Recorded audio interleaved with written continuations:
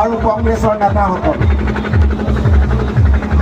মই এই সমষ্টিৰ পৰা 2001 চনত কংগ্ৰেছ পাৰ্টি হিচাপে নিৰ্বাচিত হৈছিলোঁ।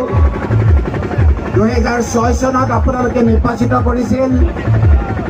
2011 চনত মোক আকৌ আপোনালোকে নিৰ্বাচিত কৰিছিল।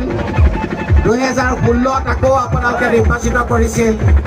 2021ত একেধাৰে আপোনালোকে 5টা টাৰ্ম মোক আপোনালোকৰ বিধায়ক কৰিছিল।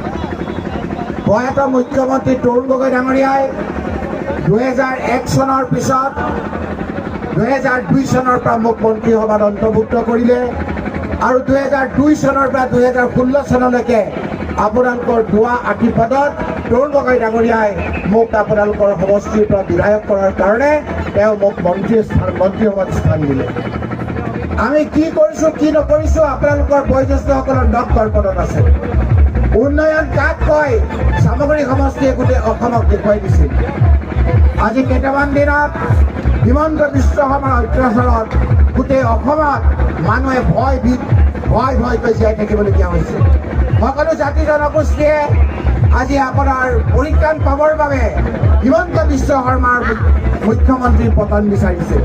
আৰু সেইকাৰণে মই দেখিছোঁ যে মই 5 বাৰ ইয়াৰ পৰা বিধায়ক হৈছোঁ, কিন্তু নমিনেশ্যন দিবলৈ যাওঁতে ইমান উৎসাহ মই কেতিয়াও দেখা নাই।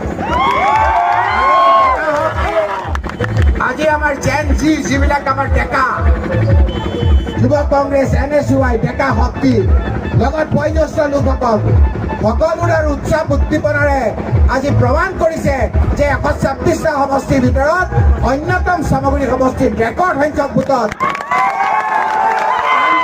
কংগ্ৰেছ পাৰ্টি বিজয়ী হ'ব। ভগৱান আল্লাহৰ ওপৰত বিশ্বাস ৰাখিব কৈছোঁ। এতিয়া আমি খুব নিয়ম শৃংখলা মানি আমি ইয়াত শোভাযাত্ৰা আৰম্ভ কৰিম। নিয়ম মানি চলিবনে আপোনালোকে?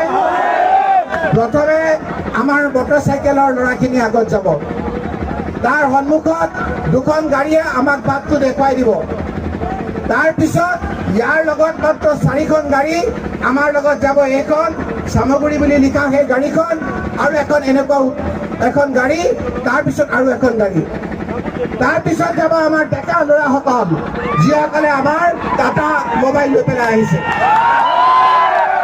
তাৰপিছত যিসকলে নিজৰ গাড়ী লৈ আহিছে, আমাৰ বয়োজ্যেষ্ঠ লোকসকল আহি আছে, সেইসকলে একেলগে যাব। হ'বনে?